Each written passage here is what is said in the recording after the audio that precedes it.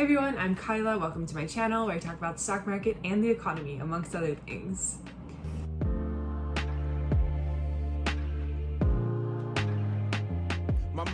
Yes, my background is super fun and totally beige. I am traveling. This is what we're dealing with this week, but I am doing a follow-up piece as promised about Evergrande, and I have a sponsor for this piece, so I'll be talking about them and the solution that they provide for instances like this. So if you want a brief overview on what Evergrande is, if you haven't seen the flush of content that's come out since my piece, highly recommend that you check out my piece, amongst other things. It's definitely been really interesting to watch it unfold. I felt like I was pretty early on the curve, which is always fun to be on. The story has rapidly evolved since then. My piece is meant to be more evergreen. It's meant to be more so about the fund structure, yet again, of how we deal with this and really the contagion risk that doesn't come through sectors, but rather through exposure. So getting right into it, this is an update on the Evergrande story with more information about the funds that hold it and the systemic risk that it poses. The underlying point being it's not so much about the contagion, but rather about the exposure. And go ahead and high five for a subscribe. Last Thursday, I wrote about Evergrande and lots of debt, and I wanted to follow up here with a piece that goes into a little bit more detail of what I meant and what I think the potential implications could be. I do think that the media is dramatizing this to a very, very high degree. Also, the FOMC meeting is Thursday, so that'll be an interesting thing to see how much is just getting sort of tied together. The too long didn't read of the last piece was basically, it's pretty unlikely that a financial crisis is going to happen on the back of Evergrande. This is probably not Lehman 2.0 for a couple of reasons that I'll talk about in this piece, but I think that all of this has been expected for a while now, and it's more so like a slow fire versus a burn that just got lit by a match. I talked about a lot in the last piece. The big question is more so like, what is the Chinese government going to do? What is Beijing going to do? How are they going to treat the situation, especially considering that they have a new common prosperity plan where they want to elevate everybody to a certain level, and you can't do that if one of the companies who's meant to elevate everybody is failing. So I think that's going to pose an interesting issue that the government is going to have to try to solve for. I just think it's an interesting issue in general because the US is very, very debt laden as well, not to the same extent obviously, but I do think that there's been a lot of debt fueled growth recently, and Evergrande could be a shakeout not only of a company that has a lot of debt, but also a signal for other companies that have a lot of debt too, and putting some guidelines around how that's managed. It's not so much the exposure, it's not so much the contagion risk, it's more so the exposure in US markets. So narrowing that down even more, how much unnecessary exposure is there? Even if the situation does shake out to be a wash across the board, the big question is, what is the systematic risk? It's really surprising, actually, and I guess it's not, but everybody's on the fence of what Beijing is going to do. So S&P was like, oh, they're only going to step in if they think that there's far-reaching contagion, and then Citigroup was like, oh, policymakers are going to step in right away to prevent this from hitting the rest of the system. Everything will be solved because policymakers are going to step in. But the main point here is that if Beijing does see contagion, they're going to step in. There's so much speculation about whether or not they will. I think the government has enough hindsight as to they will step in. I suppose it's not even if, it's more so a when. They are going to step in to a certain extent, and I'll talk about the steps that they've already taken, but they're going to go about this the way that they think is best and the way that they want the government to respond to it. The Beijing will. So what are some of the potential implications?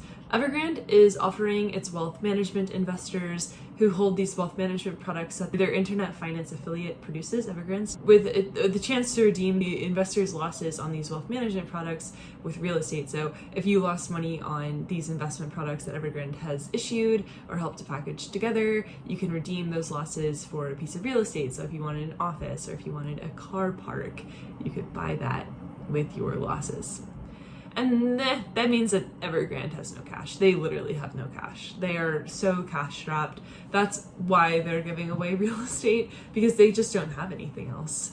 And these wealth management products are actually surprisingly popular. So according to Bloomberg, alarm bells are ringing as Chinese citizens keep pouring their savings into wealth management products, a market that has tripled to more than $4 trillion in a little over 3 years. The outstanding value of off-balance sheet WMPs stood at $3.3 trillion, equivalent to 2.4% of China's GDP. Evergrande will have an impact on the holders of these wealth management products Real estate is not cash. You can't expect people to respond positively to that. If you were like, hey, I really need some money, and your friend was like, have my house, that's great, but it's not liquid, and it's not the same as having hard, cold cash. And I think that's going to be an issue. Also, Evergrande risk is bleeding into other real estate and property companies and the iron ore sector. With that being said, so if Evergrande does go down, obviously commodities are going to go down because Evergrande is a huge, huge real estate developer. And if they're not buying up products, who is? The second largest isn't buying up products. That does create quite a glut in the system.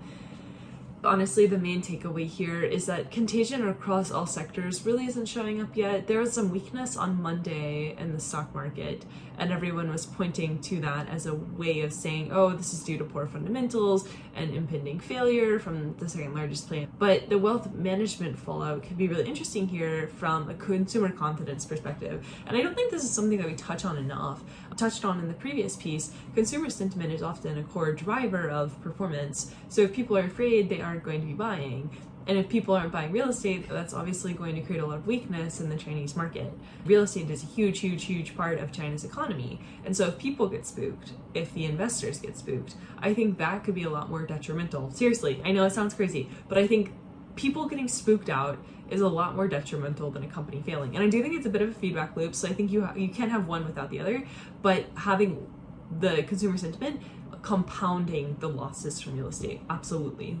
That could be an element of the contagion risk that everybody's talking about.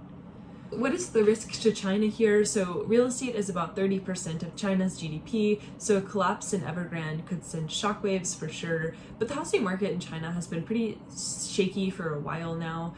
As the Financial Times highlights, Evergrande's woes highlight the property sector's importance to China's financial system, but its weakness and those of hundreds of other developers in China would also have a profound consequence for the wider economy. The Chinese real estate market hasn't been doing super hot. The Bloomberg China High Yield USD Index is about 66% real estate, meaning there is some risk of downfall in these companies if Evergrande implodes. On aggregate, things are relatively stable. I think that they take care of it pretty well. And many of the bond spreads haven't widened. So widening spreads would mean that you see a little bit more risk in these like real estate companies or whatever bond is trading against the index. So you're like, oh, this is way more risky than that baseline. That means if bond spreads aren't widening, if bond spreads are remaining relatively neutral to that baseline, that means that they aren't pricing in any extra risk or uncertainty. So you can kind of think of that like your heart rate. Everybody has a resting heart rate. So the only way that you really know if you're exercising properly is if your heart rate spikes. So it's the same with spreads widening. So widening spreads would be similar to your heart rate rising as you're exercising. So you're experiencing more stress. That's how you can think of that relationship with bond. I think the main point here is this really isn't about Evergrande. This is about a very over-leveraged, like I talked about in the last video, debt-laden industry, which is the opposite of what Beijing wants. Beijing recently released their Common Prosperity Plan, which essentially funnels the wealth from the very, very rich back into society. The government is really going, in my opinion, going to shape up the economy into what they want it to be,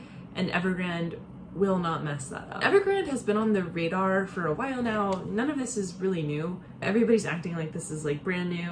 It's so crazy. But in 2018, the People's Bank of China singled out Evergrande and a few other companies that control financial intermediaries and said that, hey, you all have a lot of debt, you really need to get it together. So the government has been really aware of them for a while now. They're moving on it, so they've injected a lot of money recently, 14 billion earlier this week, and then I think a couple more billion very recently.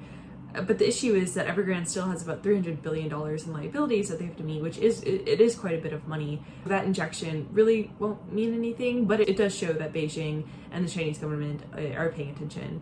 But I think even more so, the main concern here is the exposure in other countries and banks. So Evergrande is tied up across 128 banks and 121 non-banking institutions, which can get a bit messy. Vanguard, BlackRock, and many other fund managers have exposure here. So these images show some exposure that the companies have. And when you think about the role of Wall Street in a situation like this, the exposure makes sense, right? So like they're supposed to have exposure to big market cap companies, which is what Evergrande is. They're going to want to be included in that because not only do you get exposure to Chinese real estate through investing in Evergrande, but you also get exposure to Evergrande Fairyland. You get exposure to all these different things. I think that's super important to consider and to think about. So US funds don't have a ton of outsized exposure here. And it's pretty undersized compared to the relative exposure that they have to China. But it's still interesting in regards to the idea of contagion risk again. Everybody's like, oh, it's across sectors. But I think here, more so, it's really about exposure through fund managers. So the inclusion of companies like Evergrande in these funds, so you think of BlackRock, you think of Vanguard, these traditional funds that everybody seems to have in their 401k, that means investors are often inadvertently exposed to this outside risk that we see in companies like Evergrande. So any fund that's based on MSCI or FTSE EM indices will have exposure to Evergrande and overexposure to China in general, which gives weight to this idea of contagion risk, where exposure in funds is actually the contagion. So we normally would think of that as contagion across sectors, but my argument here is that it's actually contagion across funds. So because they have it wrapped up a la Lehman Brothers, that could be where we see some of the fallout, in my opinion. And it's getting worse. So MSCI has increased China flows over the past few years, 4xing their A-shares exposure, and there's still an element of risk with the fact that there's contagion with this sort of systemic volatility. When you think about the Chinese government, they just kind of crack down, and I did a piece on this, they just crack down on things that don't fit what they think it should. When you think about what they've done with Ant Financial, when you think about what they've done with Alibaba, all of that was a very big crackdown on the system because it wasn't fitting into this common prosperity plan that they recently released. And that means that investors are exposed to the whims of these crackdowns. The losses happen because of that, because the government could crack down on anything at any time. And this is harmful to investors for a few reasons. Pulling from my China crackdown piece, which I wrote a few weeks ago, the SEC has a pretty big paper on it, talking about how there's more than 150 China-based companies with a combined market value of 1.2 trillion that were listed on US stock exchanges at the end of 2019. A-shares used to just be for mainland China, but now all three major equity indice providers, so MSCI, FTSE, and the S&P, all have A-shares in their EM indices. And that trickles down. So mutual funds have exposure, foundations have exposure, the Federal Thrift Retirement Investment Board has exposure. And that's all good and well, but China has different accounting practices than the US. And so investors are just exposed to some of that murkiness and also debt-fueled growth, which I think exists here too, but definitely in China, which has a bunch of ghost cities, and it just has really executed on growth in a very aggressive way, which I think has really prevented them from doing it in a sustainable way. When you look at the holders of Evergrande's bonds, it becomes a lot more than meets the eye kind of story. Ashmore has the biggest exposure to Evergrande specifically, but sizing here isn't really the biggest point. It's just general growth of exposure in the space. And it's definitely growing. So BlackRock just raised about $1 billion to set up a mutual fund in China through its Chinese subsidiary, increasing their exposure to China even more. Clip from Ben Powell from BlackRock talking about how the Evergrande crisis may bring bankruptcy and investor loss, but in the long run, it could lead to more efficient allocation of capital. And it's really a fascinating look at how BlackRock thinks about this exposure, because it's in recognition that there's risk in China, there's risk in any market, but the market is getting better at pricing in that risk from China. And now they're saying, oh, because the market is pricing in this risk, it's a good investment opportunity because Beijing can't hide from this risk anymore. So it's a great time to get in. And I think that's just a really telling way of how they think about it, some component of their investment thesis. The market is understanding the risk more, which I think makes sense. But is it? You know, that's the question that you have to ask. Like, sure, the market might be understanding that Evergrande is defaulting and responding to that, but does the market know when Beijing is going to crack down on the next tech company? Maybe. I don't know. 42% of banking system assets in China are associated with the property sector. So this is more so about the overall exposure and risk that underlies all this. This is not just about Evergrande. So even though the broad situation is risky for the property sector and potentially financial institutions, depending on how this shakes out, it's still important to highlight that this isn't going to be the next big global meltdown. It's just not. However, it could start tipping dominoes in that direction. So the reason that this isn't Lehman Brothers 2.0, just to expand on what I talked about from last time, these are assets, not leveraged structured products as far as we know. The problem with Lehman is that they had a bunch of stuff just wrapped up. Evergrande doesn't really have that kind of structure, they just have assets. And Evergrande is junk. It's been rated junk for a while now, and Lehman was exposed across the entire economy. They had stuff of investment grade, they had junk, they had everything, but Evergrande is purely junk. So I do think that that's going to contain some of the contagion from that traditional perspective. And also, this is imploding within a command economy, so the Chinese government is going to be able to keep most of the risk under wraps just because they're able to step in and execute if needed. But I do think that it's interesting that BlackRock is like, hey, the market's starting to price in this risk, meaning that they could potentially see a world where the Chinese government isn't going to be able to block that risk. And also, this is a slow train colliding, so the government has been keeping tabs on Evergrande since 2018, so none of this is really a surprise. But with all that being said, it's really hard to price out this contagion risk, especially with the somewhat murky accounting like Evergrande has. A lot of stuff either exists off balance sheet within the shadow banking system or disappears through different accounting standards. And US funds aren't pricing in that underlying risk. So they're just like, sure, we'll gobble it up, we'll eat it, yum yum. We love that risk. We love that systemic volatility. And so if you think back to the delisting bill, which was when Chinese companies have now 3 years to comply with US listing mandates, and note that 3 years is a long time, the goal is to standardize some of this murky accounting, to standardize some of this uncertainty, so the US funds can learn how to price in some of this systemic risk. But in the meantime, investors are still exposed to this sort of bankruptcy and loss, which usually end up being pretty large tail risks due to government policies that incentivize debt-driven growth until it's basically too late to do anything about it. And so this video is brought to you by the FRDM Index. I'm a really big fan of what they do, Perth, Toll, and team. Freedom weighting is a really interesting concept because it solves the above problem of murky accounting and contagion risk, and does that through prioritizing personal and economic freedom. So you can free yourself from benchmarks from these benchmarks that are heavily weighted towards countries that prioritize debt-fueled growth in a really unhealthy fashion. It helps to get rid of distorted concentration. Freedom is the only EM ETF with no allocation to China without having a specific mandate to exclude it. The exclusion is actually a natural result of the freedom weighting methodology.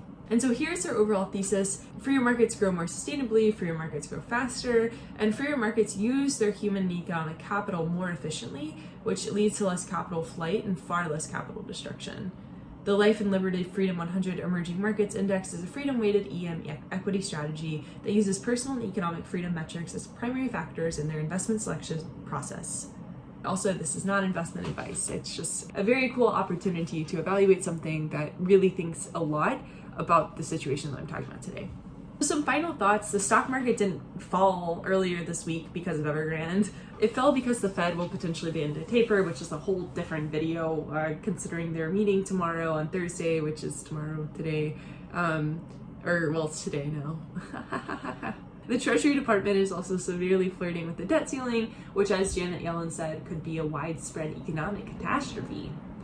Kind of to sum it all up, because I've done a lot of work on this, I think that there are a lot of mini Evergrandes in the system, and I think that there are a lot of companies out there that are slowly just riding these debt fumes, and Evergrande is just one example of a very leveraged company that is now cratering as their trajectory shifts downward. Contagion risk here isn't necessarily Evergrande failing, it's the other Evergrandes that are embedded into the system.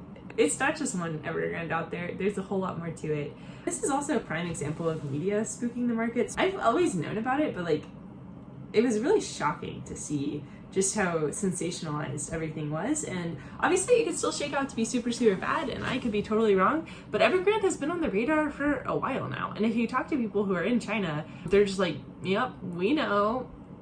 And it's just a lot of sensationalism. It's really unlikely that Evergrande is Lehman 2.0. I could be wrong, but the shakeout could spell other things for the global financial system that has relied on this cheap financing in the growth. Fund managers have really outsized exposure to a risky space that is becoming less and less transparent despite the efforts to make it more transparent in the fund structure. So if you think about endowments, pension plans, 401ks, and other broad and EM indices, they all have exposure to China, which one could argue is overexposure to uncertain risk. If the Fed tapers, which who knows what they're gonna do, by the time this comes out, we'll know the answer, but who knows?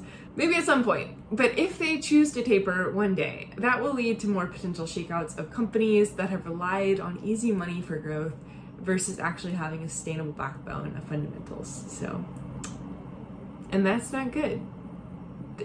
It's more than just Evergrande. I think that's kind of like the key takeaway here. That's kind of the key takeaway here. It's like, okay, sure, like there's this highly levered real estate company in China, but the Chinese real estate market has been, it's ghost cities over there, how they're building too much and nobody's living in the spaces that they're building. But when you think about US companies, it's sort of that same debt-fueled driven growth, because we've just had such easy financing for the past few years, and interest rates are really low, so it's really easy to get a loan. Like think about you, think about us. Like it's so much cheaper to go and get a loan for something versus how it used to be in like the 70s. And that has an impact on how much people are going to take out. Because why wouldn't you take out debt to grow if you could? It makes perfect sense. You can't fault the companies for it. But is it healthy? Probably not, especially if you end up in an Evergrande situation where you're using your physical assets as a form of cash to pay back investors. Imagine if you went to the store, you went to Kroger or Ralph's for those in the Pacific zones. You went to Walmart or Costco and you bought a bag of broccoli. You were like, you went back to the store, you're like, I don't like my broccoli, can I have a refund? And they were like, no, but you can have our store. You can have a fraction of our store instead of like store credit. Like you can physically own a fraction of our store. You could physically own a fraction of Costco. That's not very liquid. That's not very helpful right away. Maybe over time it's a good investment, but you want to exchange it for some cucumber. And that's the situation that Evergrande's in. They got their broccoli and cucumber all mixed up. They're trying to give people cucumbers that just want an exchange of broccoli. That's the situation with Evergrande. This will be my wrap up final piece on it. Thanks for hanging out through this little mini series. I'm going to post all my TikToks as one video, so I'm going to post that on here too. Thanks so much for hanging out. Thanks so much for chilling. It's been super fun, super good, and I'll see everybody soon. Bye.